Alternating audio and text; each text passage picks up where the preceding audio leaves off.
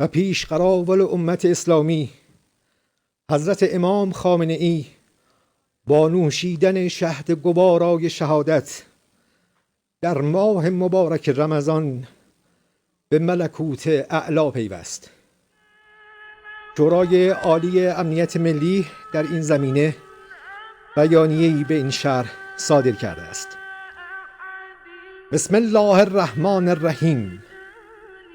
روح بلند پیشوای ملت بزرگ ایران و آزادی خواهان جهان و امت اسلامی حضرت امام خامنه ای قدس الله نفسه الزکیه به ملکوت اعلی پیوست و به آرزوی دیرینی خیش رسید و به تأسی از جد بزرگوارش امام علی صلوات الله علیه و سلامه علیهما در ماه مبارک رمضان با سر دادن ندای آسمانی فست و به رب الکعبه به ساحت مقدس الهی واصل گردید و شهد گوارای شهادت را در این ماه مبارک نوش نمود.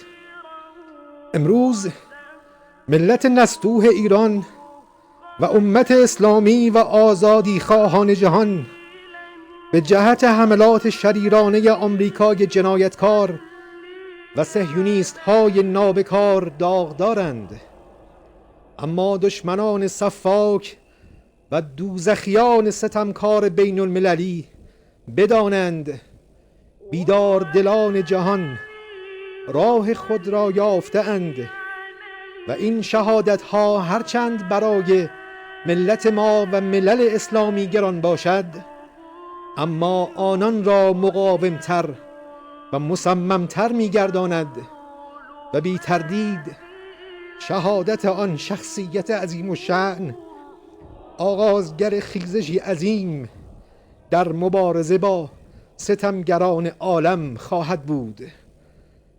و سلام علیه یوم ولد و یوم یموت و یوم یبعث حیا. شورای عالی امنیت ملی.